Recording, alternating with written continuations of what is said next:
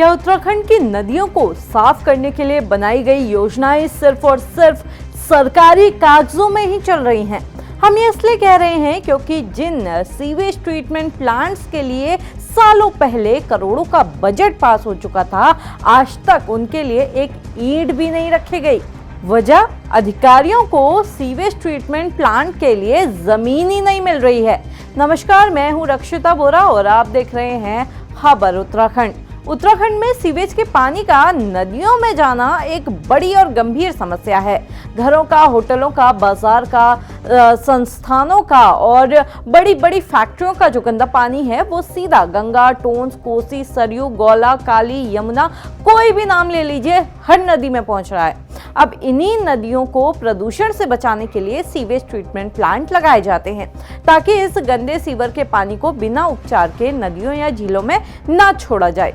कई media reports की माने तो उत्तराखंड ने पिछले 10 साल में गंदे पानी यानी कि सीवेज को साफ करने की क्षमता काफी बढ़ाई है, जो काफी अच्छी खबर है। जहां 2015 में उत्तराखंड में सिर्फ 24 सीवेज ट्रीटमेंट प्लांट थे, वो 2024 तक 69 हो गए और कुछ नए प्रोजेक्ट्स भी अभी बन रहे हैं। हालांकि वहीं कुछ मीडिया रिपोर्ट्स ये भी बता रही हैं कि हमारी राजधानी में ही सालों से 3 बड़े सीवेज ट्रीटमेंट प्लांट यानी एसटीपी स्वीकृत हैं और इन सीवेज ट्रीटमेंट प्लांट के लिए बजट भी पास हो चुका है। लेकिन हैरानी की बात यह है कि आज तक देहरादून में इन सीवेज ट्रीटमेंट प्लांट के लिए जमीन ही नहीं मिली है। जैसे देहरादून में टपकेश्वर मंदिर गढ़ी कैंट में प्रस्तावित एसटीपी की जमीन आज तक तय नहीं हुई। कैमल्स बैक एसटीपी का बजट तो 2022 में ही स्वीकृत हो गया था, पर अभी तक इसमें निर्माण शुरू नहीं हुआ है। आर्केडिया एसटीपी जो 2022 में स्वीकृत हो गया था, पर अभी तक इसका भी भूमि चिन्हीकरण और म्यूटेशन का काम लटका पड़ा है।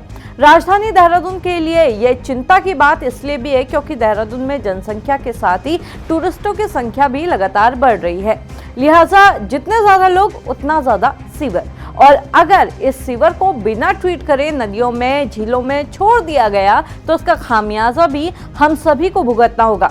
हालांकि राजधानी देहरादून की कमान संभाले नए जिलाधिकारी डॉक्टर आशीष चौहान ने इसे लेकर जिम्मेदार विभाग को फटकार लगाई है और कोताही बरतने वाले अधिकारियों पर कार्रवाई की बात भी कही है। हालांकि अब देखना यह होगा कि क्या जिलाधिकारी की फटकार के बाद इन योजनाओं को जमीन नसीब होगी या फिर करोड़ों रुपए के बजट को घाम लगा दिया जाएगा।